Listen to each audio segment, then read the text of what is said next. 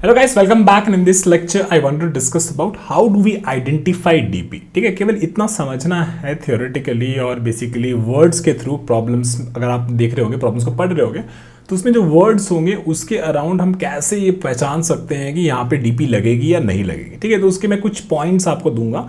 ठीक है, next videos में से बेसिकली नेक्स्ट लेक्चर से definitely will start solving some problems. Okay, so what we saw in the last lecture, इसकी DP की कैरेक्टरिस्टिक्स क्या होती है। एक होता है ओवरलैपिंग सब प्रॉब्लम्स, है ना। तो अगर बेसिकली हमें ये दिख रहा है कि कोई प्रॉब्लम का हम सोल्यूशन निकाल रहे हैं और बेसिकली उस प्रॉब्लम को हम सब प्रॉब्लम्स में डिवाइड कर पा रहे हैं और हम ये देख रहे हैं कि एक सब प्रॉब्लम का सोल्यूशन वापस कहीं पे यूज हो सकता है, तो वो बेसिकली एक डीपी का कैरेक्टरिस्टिक है। This is what we call as overlapping sub problems. Basically same sub problem repeats, right. The other thing we talked about is the optimal substructure, right? Optimal substructure का मतलब ये होता है कि जो हम लोग बेसिकली हमारे एक बड़े प्रॉब्लम का सोल्यूशन हम निकाल रहे हैं, उसका जो बेस्ट सोल्यूशन हम निकाल रहे हैं, जो बेस्ट फिट है, it is basically the combination of best fit of the small parts, right. So this is what we call as optimal substructure.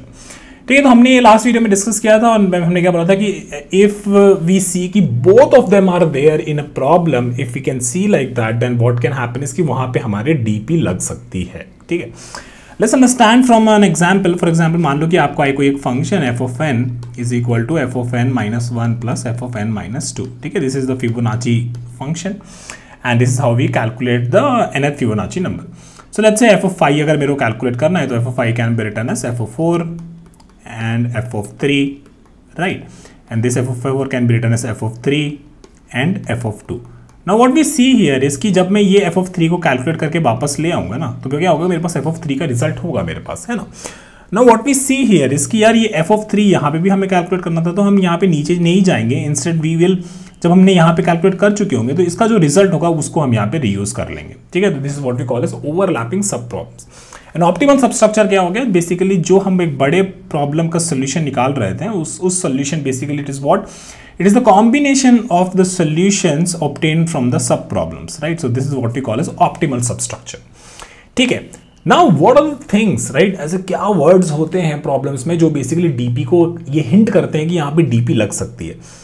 कहीं आपको ऐसा दे रखा होगा मिन या मैक्स कुछ कैलकुलेट करने का, ठीक है, या फिर हो सकता है कि कितने तरीके से हम कुछ कर सकते हैं, या फिर लॉन्गेस्ट शॉर्टेस्ट ऑफ समथिंग, या फिर is it possible to reach the destination. ठीक है, इस तरीके के वर्ड्स अगर लग रहे हैं तो शायद यहाँ पे डीपी यूज हो सकती है। जरूरी नहीं है कि डीपी यूज होगी, बट हाँ, this is one of the first main characteristic जहाँ पे अगर आपको ऐसे वर्ड्स दिख रहे हैं मिन मैक्स ऑफ समथिंग, या फिर काउंट, या फिर लॉन्गेस्ट शॉर्टेस्ट, या फिर is it possible to reach, इस तरीके के वर्ड्स अगर यूज हो रहे हैं तो यहाँ पे डीपी शायद लग सकती है। ठीक है, this is the first characteristic I want to talk about. ठीक है, नाउ लेट्स अंडरस्टैंड कि सेकंड डीपी की कैरेक्टरिस्टिक क्या है, जो इसमें आपको ऑलमोस्ट ऐसा लगेगा कि यार हाँ यार यहाँ पे अब डीपी पक्के से लग सकती है, ये आपका मतलब 99% गारंटी है। ठीक है, तो दो कैरेक्टरिस्टिक, एक तो ये वर्ड्स जो मैंने आपको बताया, और एक दूसरी जो चीज है इज बेसिकली ये कि if my present choice limits my future options, then उस केस में ग्रीडी रिस्की हो जाएगी, कंसीडर डीपी। इसके बारे में हम बात करेंगे, लेकिन इसका मतलब ये हुआ कि मान लो कि आपके पास कोई एक एरे है, ठीक है, कोई तरीके का एरे, यहां पे मान लेते हैं ग्रीडी क्या कहता है, ग्रीडी ये कहता है कि यार मान लो ये दो हैं, ये दो में से जो बड़ा है वो मैं ले लूंगा। ठीक है, this is what greedy says, and it says कि अगर ये मैंने ले लिया है तो या आगे मैं चल सकता हूं, कोई दिक्कत नहीं है मेरे को, अपन को अपना बेस्ट सोल्यूशन मिल जाएगा। This is what greedy means, right. DP का मतलब ये होता है, डीपी आप तब लगाओगे जब आपको लगता है कि यार यहाँ पे मैंने इसको ले लिया, ठीक है, अब फ्यूचर में कोई बड़ा हो सकता था जिसको मैं लेना चाहता था पर मैं उसको नहीं ले सकता। तो इसका मतलब क्या हुआ, आपकी जो प्रेजेंट चॉइस थी, जो आपने चॉइस करी किसी एलिमेंट को चूज करने की, अगर वो आपको लिमिट करता है, आपके फ्यूचर में जो चॉइस है उस ऑप्शंस को लिमिट कर देता है, तो इस केस में ग्रीडी थोड़ी रिस्की होता है कि आपको डीपी यहाँ पे लगानी चाहिए। ठीक है, अगर ऐसा नहीं होता है, और अगर बेसिकली यहाँ पे ये हमने ले लिया था, यही लोकल बेस्ट है, और यहाँ से फिर हम आगे चलते जाते, ऐसे ही डिसीजन लेते जाते, और हमें क्या मिल जाता, हमें बेसिकली अगर ऐसा मिल जाता कि हमारा ग्लोबल बेस्ट भी हो जाता हमारा, ये हमने जब लोकली हम लोग जब ग्रीडीली कोई चीज चूज करते हैं आइटम, तो उसको क्या बोलते हैं, लोकल चॉइस बोलते हैं, राइट। और अगर उसको लेने से हमारा बेसिकली ग्लोबल बेस्ट भी मेरे को मिल रहा है, तो इसका मतलब है कि ठीक है, इट्स फाइन, यहाँ पे डीपी लगाने की ज़्यादा जरूरत नहीं है, उतना ज़्यादा ऑप्टिमाइजेशन करने की जरूरत नहीं, ग्रीडी से हमारा काम हो जाएगा। ठीक है, तो चलो अब इतना समझ में आ गया। ये दो मेन कैरेक्टरिस्टिक्स के बारे में मैं बताना चाहता था, एक था कि ये सारे वर्ड्स, और दूसरा basically if my present choice limits my futures options, then greedy is risky, try using DP there. ठीक है, अब मैं आपको एग्जांपल के थ्रू समझाता हूं। तो बेसिकली एक हाउस रॉबर प्रॉब्लम है, बहुत ही पॉपुलर डीपी का प्रॉब्लम है। ठीक है, अब देखो इसमें ना जैसे क्या होता है, इसमें बेसिकली ये होता है कि मान लो कि एक चोर है, ठीक है, और ये बेसिकली अलग अलग घर है, ये घर 1 है, घर 2 है, घर 3 है, घर 4 है और ये घर 5 है, ठीक है। अब ये कह रहा है कि ये बंदे को ना यहाँ पे जाके इतना सोना पड़ा हुआ है, ठीक है। तो अब ये चोर जो है इसको ना चोरी करनी है, तो ये बेसिकली यहाँ पे चोरी कर सकता था, लेकिन फिर क्या ना वो अल्टरनेट हाउस में चोरी नहीं कर पाएगा। क्या करेगा, अगर बेसिकली उसने यहाँ पे चोरी करी, ठीक है, यहाँ पे चोरी करी, और अगर वो यहाँ पे चोरी करने जाएगा ना तो क्या होगा, यहाँ पे ये एक बेल कनेक्टेड है और ये बेल बेसिकली बच जाएगी। अगर दोनों लगातार घर में चोरी हो गई तो बेसिकली एक बेल है बहुत बड़ी और वो बेल एकदम ठट से फट जाएगी, ठीक है।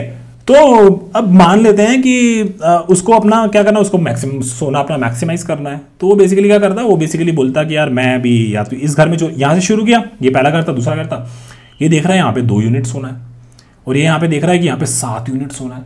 तो इसने क्या करी, इसने यहाँ पे बेसिकली 7 यूनिट सोना वाली चोरी कर ली, ठीक है। अब देखो क्या हुआ, इसने ये 7 यूनिट वाला सोना चोरी किया, इसके पास कितना सोना हो गया, इसके पास हो गया 7 यूनिट सोना हो गया, है ना। इसने ग्रीडीली इससे चूज किया, इसने 7 यूनिट सोना मिल गया इसको। अब इसे क्या देख रहा है, अब इसके बाद ना ये 9 यूनिट वाला सोना को चोरी नहीं कर सकता है ना। तो इसका मतलब हुआ कि अब ये क्या कर सकता है, अब या तो ये 3 वाला सोना ले ले या फिर ये 1 वाला सोना ले ले, है ना। तो ये क्या करेगा, 3 वाला सोना ले लेगा, ठीक है। तो ग्रीडीली काम कर रहा है ना। तो इसके पास कितना सोना हो गया, इसके पास टोटल सोना हो गया 3, 7 + 3 10 सोना हो गया, है ना। तो ग्रीडीली इसके पास कितने सोना हो गए, ग्रीडीली इसके पास 10 यूनिट ऑफ सोना हो गया। नाउ लेट्स अंडरस्टैंड कि क्यों, क्या ये बेस्ट ऑप्शन था हमारे पास, क्या हम ज़्यादा और चोरी कर सकते थे। लेट्स सी दैट, ठीक है। तो बेस्ट ऑप्शन आपके पास क्या होता है, बेस्ट ऑप्शन बेसिकली आपके पास ये होता है, ये 9 वाला तो आप उठाओ, है ना, 9 वाला तो एक आप उठाओ और फिर what you can done is, एक ये 9 हमने उठा लिया, ठीक है, फिर हम एक ये 2 उठा लेते हैं और एक ये हम 1 उठा लेते हैं। तो मेरे पास कितना सोना हो जाता, मेरे पास हो जाता बेसिकली 9, 2, 11, 11 और 1 12, तो इसके पास 12 यूनिट ऑफ सोना हो जाता अगर ये ऐसे चोरी करता तो। लेकिन ग्रीडी ने क्या बोला, ग्रीडी अगर आप ग्रीडीली वे में उसको करते तो आपके पास 10 यूनिट ऑफ सोना ही आता, है ना। तो इसका मतलब हुआ कि जैसे मान लो कि यहाँ पे हम लोग मान लो कि यहाँ पे 7 लेते हैं, ठीक है। जब हमने 7 लिया था तो यहाँ पे 7 लेने से मेरे फ्यूचर के ऑप्शंस लिमिट हो जा रहे हैं। क्या लिमिट हो जा रहे हैं, यहाँ पे मैं 9 को नहीं ले पा रहा हूँ भाई, यहाँ पे 9 को मैं नहीं ले पा रहा हूँ। तो अगर मैं 9 को नहीं ले पा रहा हूँ अब मेरे करंट प्रेजेंट चॉइस से, और मेरे का इसमें आइडिया क्या था, प्रॉब्लम क्या करता, प्रॉब्लम यहाँ पे कर रहा था कि maximum amount of gold that I can rob from this houses, this is the perfect example. और ये बेसिकली एक डीपी का प्रॉब्लम है, नहीं सॉल्व करेंगे इसे, हम डीपी में अभी सॉल्व नहीं करेंगे हम, बस मैं बता रहा हूँ कि डीपी कैसे आइडेंटिफाई करना है, ये बहुत जरूरी है। ओके, सो बस यही कुछ चीज़ें कहना होता था, और मैं अब अगले वीडियो से आपको एक फॉर्मूला बताऊंगा डीपी का, और ठीक है, और फिर उसके बाद से हम प्रॉब्लम को सॉल्व करना शुरू कर देंगे, ठीक है। So that is it for this video and I will see you very soon, bye.